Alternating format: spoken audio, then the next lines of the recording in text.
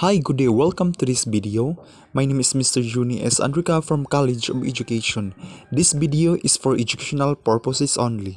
The Golden Tara, also known as the Golden Image of Agusan, is an ancient artifact that was found in what is now the province of Agusan del Sur in the island of Mindanao in southern Philippines. It was found 100 years ago during a storm by an indigenous Manobo woman, and her name was Bilay Campos. And it was said that Bilay found the golden image in the muddy banks of the Wawa River during the flood that was caused by the storm. The golden image that Bilay Campos found depicts a woman sitting in the lotus position made out of 21-karat gold. It's also bedazzled with ornaments and a gorgeous headdress. It's a magnificent golden statue, an ancient golden figure. But if you think about it, 4 pounds, it's really not that big. But its significance to the people and the history of the Philippines is far too ginormous to be ignored. It is believed to be at least 1,000 years old, and it debunks many of the myths and the stereotypes imposed upon pre-colonial Philippines. For one, it shows the craftsmanship of the people in Mindanao centuries before the first European reached the islands. It's another evidence that our ancestors had the ability and the technology to create such intricate metalwork.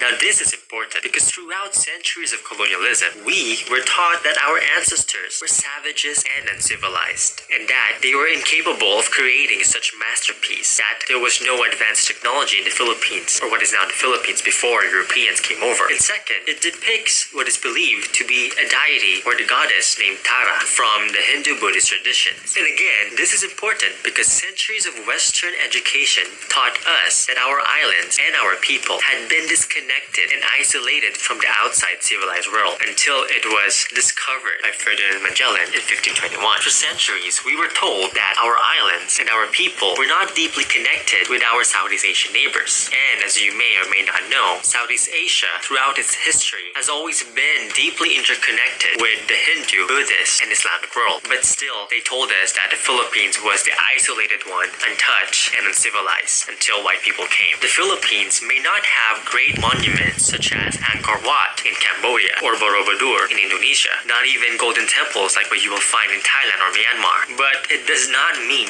that the islands were disconnected and isolated from the rest of Southeast Asia. For example, the Golden Tara is believed to be proof that what is now the Caraga region, or the 4 provinces of Surigao del Norte, Surigao del Sur, Agusan del Norte, Agusan del Sur, and the city of Butuan had been part, or at least connected, to the greater Majapahit Empire that had once dominated Southeast Asia for 200 years, long before Europeans set foot in the region.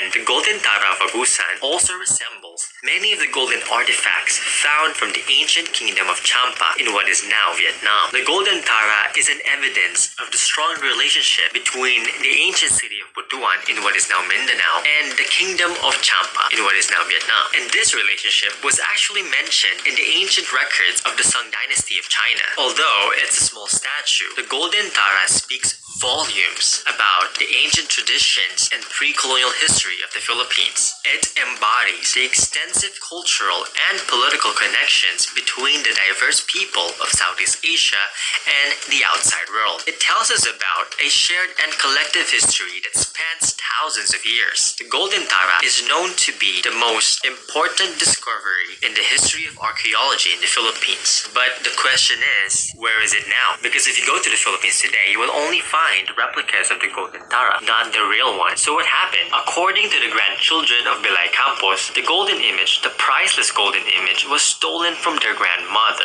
and from then it has been passed down from one owner to another. Now, there was also an attempt by the anthropologist Henry Otley Bayer in 1918 to purchase the Golden Tara for the National Museum of the Philippines, but it failed because they did not have enough money. And in the end, by 1922, the golden image of Agusan was sold to the Field Museum in Chicago, where you can still see it today. There have been attempts to return the Golden Tara back to the Philippines, but for now, it is safely displayed in the Field Museum of Chicago. Traditionally, the goddess Tara, or the Bodhisattva Tara, is also known to be the mother of liberation, a potent symbol of feminism. So who knows? Maybe one day, the Golden Tara will find her way back home to her people. And that is it for me today. If you got questions that you think I have the knowledge or the wisdom to answer, feel free to ask me. Feel free to ask Kirby. See you next time. Or